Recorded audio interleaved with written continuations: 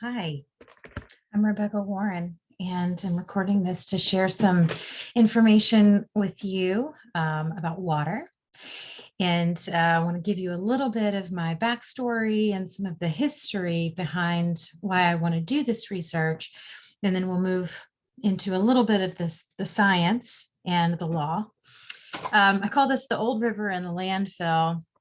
I call it this because my family's property is bordering an old river that's part of the Pond River watershed in Western Kentucky. This is my family. This is part of my ancestry. This is um, my great-great-grandmother, and this over here is my great-great-grandfather. And this house where they're standing is a house that's still standing on a piece of land where my parents live now and where I typically reside and where I will reside again very soon. And I'm going to basically tell you why the old river is important to me and to my family.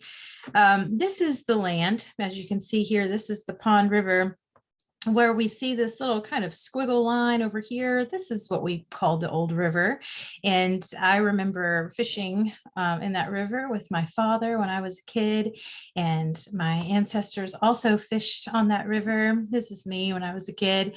And the river became important as basically as a way to survive through fishing and hunting, the wildlife that are in those woods and around that river became part of the sustenance for my ancestors. And at that time, there was an intense respect and appreciation for the waters and as being really, very life-sustaining and very essential. So over the course of time, that piece of land, it's been handed down for generations. Back as far as we can track is sometime in the 1800s. I'm the sixth generation, and my children will be the seventh generation to live on that land. So about 3 miles away to the northwest, there's a piece of land that was basically a strip mine back in the late 70s, early 80s. It was reclaimed. And then in the early 2000s, it was then again gouged open and became a landfill. So when I discovered that this was, something that was very close to our home, I started thinking about the water, the waters where I used to put my mouth down to the stream and drink, directly from the stream. So I started doing some research on the water quality in that area and found that there's really not a lot of data available. I tried to find the discharge permit for the landfill. I wasn't able to, I was able to find some information, but not all of the detail that I wanted. And in the water quality, when you look at the effluent charts through the EPA, you can find some information, and you will see here that there have been violations. This is just for the year of 2019. There have been violations, but you'll see here top pollutants by toxic weighted pounds. There is no discharge monitoring data for toxic pollutants there at that landfill. So this is concerning. We should have access to this information. There doesn't seem to be a lot of transparency in terms of this particular landfill. So I'll just quickly show you a picture of the land, or where let's see, I hope I can find it. There it is. So this is the landfill over here. This was a strip mine. This was a swampy area. When you look at the aerial photos historically, back starting in the 1950s, you can see that this was very lush with growth and trees. And over the course of time, you see it slowly just becoming kind of, barren and kind of this just black, swamp with, no trees. This is the lower West Fork of the Pond River. This is where the river is tested, this spot right here, which is less than a mile from the landfill. And again, the data was not easy to find. In fact, I couldn't find anything for mercury levels from this particular test site past 2012. So, and I did quite a bit of hunting and was unable to find a lot of the data that I had hoped to find. So why is water testing near landfills so crucial? So this was one of the initial questions that I wanted to answer. And let's see, let me go back to there we go. So the problem with landfills is not just the greenhouse gas emissions. We know that there is a lot of methane, CO2 that's produced. It is harmful to the environment. This is one of the problems. There are other problems like vermin. It's a nuisance that the smell is so strong near the landfill. But specifically what I was looking at is water. So let me just give you a little bit of an overview. So what is leachate and what is effluent? So this was one of the questions that I needed to answer because at first I wasn't really sure what the difference was. So leachate is basically when the rainwater falls onto the landfill, it filters down through the waste and it picks up the contaminants and the dissolved materials, and it basically kind of collects down in the liner of the landfill, assuming that this is a modern enough landfill that it's lined appropriately. So this is referred to by some as chemical soup. It basically collects everything.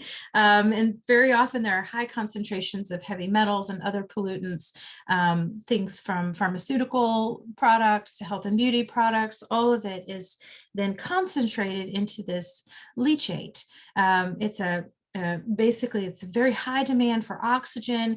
And if the landfill is not properly lined, it will seep into the groundwater. And there are a lot of factors that you would need to look at to see, like what is the effect, what is the flow, what is the there are lots of questions about the leaching into groundwater from an improperly lined landfill or a landfill with the liner that's been compromised either with age or some piercing or breaching of some sort. But what happens is basically the leachate has to be collected under current regulations, has to be collected by the landfill operator. And there are technologies for then treating that leachate. It is sometimes collected and sent to some kind of water treatment facility. But there is no regulation that says that there has to be a leachate treatment system in place.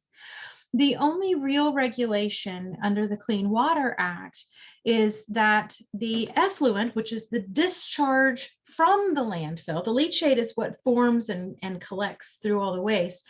But then when the landfill discharges that, that's where we get this term effluent or effluent discharge. So that's where the regulations come into play. As long as a facility is within its limits in terms of the level of contaminants or toxins, pollutants, as long as they are under those limits, then they do not have to have any kind of treatment system in place. They do have to have a permit under the National Discharge Pollutant Discharge Elimination System. And this particular landfill that I looked at does have a permit, and it does discharge its effluent directly into surface water. So water testing becomes crucial. Now, for our purposes, the effluent from the landfill, we saw that it's actually, there's not real monitoring that is happening at that facility. So we really do have to rely heavily on the testing of the surface water, which in our case is the lower West Fork of the Pond River. So I'll just pause for a second and tell you a little generally about Kentucky waters. All waters, surface waters in the state of Kentucky are under an advisory for mercury. So some are better than others, some are very bad, but the entire state is under a mercury advisory, which means there are posted kind of guidelines for how often you should eat certain types of fish that you catch in Kentucky waters. So that's one thing. The other aspect of this, though, is that there's not a lot of transparency in terms of how you can find the data. Like I said, in our case, I wasn't able to find mercury or E. coli levels past 2012. So there has to be, some level of transparency for the data to be made available for you to know. There are ways that you can look generally. The lower West Fork of the Pond River is considered to be an impaired water for aquatic life.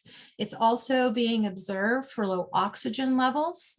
And there is no remediation plan in place at this point, but it is being monitored. So some of those water testing sites and the data that they produce are very important for being able to really monitor the effect of the landfill. So if you don't have that data available, how are you going to know? You're going to rely on the landfill itself. Well, if they're not collecting the data from their effluent for reporting purposes, then the data is just kind of absent. So I had this moment when I tried to record this about 5 days ago where I felt so defeated by the lack of data. I'm like, what am I even going to talk about? And like, there's no winning here. I've lost this case, So, but no, I was able to pick it back up and move forward. So, all right. So water testing becomes very important. But what if you do have levels within legal limits on certain pollutants? E. coli, for example, it's in the water, but it's not rising to the level where it triggers some kind of a violation. So this is where the science really can help in terms of predictive modeling. So I was able to find a study that looked at a modeling system. It's called LandSim. LandSim 2.5 in particular was used by this particular study. And it looked at different factors that are specific to the landfill itself, the type of waste that's collected, the amount of leachate produced, the type of liner that's used, and it took all of this existing data and then used that to create a framework for kind of eliminating some of the uncertainty about the future in terms of how landfills can affect waterways.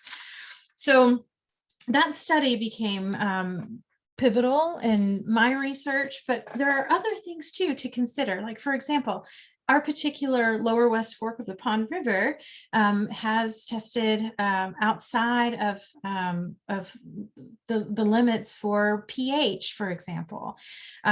So one study that I found showed that the pH level can affect heavy metal distribution in the sediment of that surface water. So what about future questions? As we see climate change, increasing temperatures, for example, what is the future for landfills and the effect that they're having on the waterways? So I tend to want to use the utmost caution. So I think that it would be wise for us to actually require more from the landfill operators, for example, in terms of incorporating a system of leachate treatment. But ultimately, really the solution is that we just produce less waste. Let's just don't keep putting trash into the earth. How about that? Which, of course, that's going to require something above and beyond. It's going to require something from the individual, those commitments to recycle, to reduce packaging from the manufacturer's perspective. So there's no real easy answer, because this is going to kind of take a team effort globally, as we're thinking about greenhouse gases and the effect that those gases have on climate change, and then the individual commitment to mitigate in ways that we can, what's in our control as the individual. So no easy answers, but I did just want to give you kind of an overview. This is my list of references. I did not put in all of the things that I had gathered from the EPA, but I did want to encourage you to visit the EPA's site called How's My Waterway? And you can check your watershed and you can see the test sites and what the levels are, assuming that the data is available. And here are some of the other scientific studies that I looked at to kind of make some of my determinations, and that's that. Okay, thank you so much.